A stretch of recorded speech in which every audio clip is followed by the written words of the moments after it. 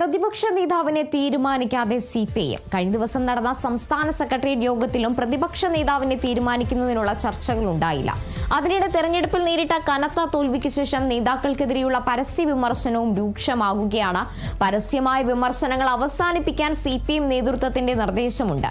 കണ്ണൂരിൽ പല ഭാഗങ്ങളിലും നേതാക്കളെ വിമർശിച്ചുകൊണ്ട് ഫ്ലെക്സ് ബോർഡുകൾ ഉയർന്ന സാഹചര്യത്തിലാണ് നേതാക്കളുടെ പ്രതികരണം ഉണ്ടായത്.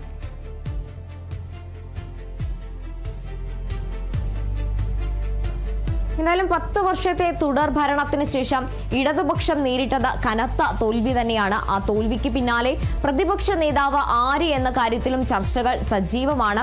എന്നാൽ കഴിഞ്ഞ ദിവസം ചേർന്ന സംസ്ഥാന സെക്രട്ടേറിയറ്റ് യോഗത്തിലും ആര് പ്രതിപക്ഷ നേതാവാകുമെന്ന കാര്യത്തിൽ യാതൊരുവിധ തീരുമാനവും ഉണ്ടായിട്ടില്ല. എന്നാൽ കഴിഞ്ഞ ദിവസം LDF കൺവീനർ അടക്കം പറഞ്ഞത് ആദ്യം മുഖ്യമന്ത്രിയെ തീരുമാനിക്കട്ടെ, അതിനുശേഷമാണല്ലോ പ്രതിപക്ഷ നേതാവ്, അതിനാൽ അതിനുശേഷം തന്നെ ഞങ്ങൾ പ്രതിപക്ഷ നേതാവിനെ തീരുമാനിക്കുമെന്നൊരു കാര്യമായിരുന്നു LDF കൺവീനറായ TP രാമകൃഷ്ണൻ കഴിഞ്ഞ ദിവസം പറഞ്ഞത്. ആ ഒരു സാഹചര്യത്തിൽ പ്രതിപക്ഷ നേതാവ് ആര് എന്നതിൽ ഒരു ചോദ്യം ഉയരുന്നുണ്ട്. ഇനി പിണറായി വിജയൻ പ്രതിപക്ഷ നേതൃസ്ഥാനത്തേക്ക് എത്തുമോ എന്നതിലും ചോദ്യങ്ങൾ ഉണ്ടാകുന്നുണ്ട്. കൂടാതെ തന്നെ KN ബാലഗോപാലിന്റെ പേരും പ്രതിപക്ഷ നേതാവായി ഉയർന്നു കേൾക്കുന്ന ഒരു സാഹചര്യമാണ് നിലവിലുള്ളത്. എന്തായാലും ആരാണ് പ്രതിപക്ഷ നേതാവ് എന്ന കാര്യത്തിൽ തുടർ ചർച്ചകൾ ഉണ്ടാകുമെന്ന് തന്നെയാണ് കരുതുന്നത്.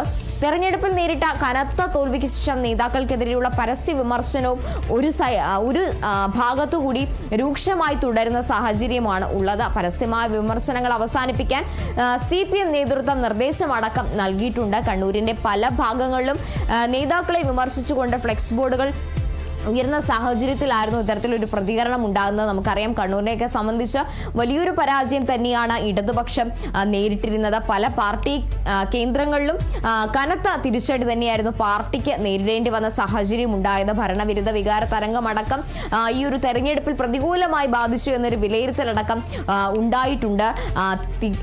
എന്താണ് പരാജയത്തിന് കാരണം എന്നത് പഠിച്ച് എല്ലാം ജനങ്ങളും അവരുടെ അഭിപ്രായം അടക്കം തേടി എന്ത് പരിഹാരമാണോ നിർദ്ദേശിക്കാൻ കഴിയുന്നത് ആ പരിഹാരമൊക്കെ മാറ്റിക്കൊണ്ട് തിരിച്ചു വരുമെന്നൊരു കാര്യമായിരുന്നു കഴിഞ്ഞ ദിവസം MV ഗോവിന്ദൻ മാസ്റ്റർ അടക്കം പറഞ്ഞിരുന്നത്. എന്തായാലും പ്രതിപക്ഷ നേതാവ് ആര് എന്ന കാര്യത്തിൽ തീരുമാനം ഉടൻ ഉണ്ടാകുമെന്ന് തന്നെയാണ് കരുതുന്നത്. സെക്രട്ടേറിയറ്റ് യോഗത്തിലടക്കം ഈ ഒരു ചർച്ച ഉണ്ടാകാത്ത സാഹചര്യത്തിൽ ഇനി തുടർ ചർച്ചകൾ ഉണ്ടാകും.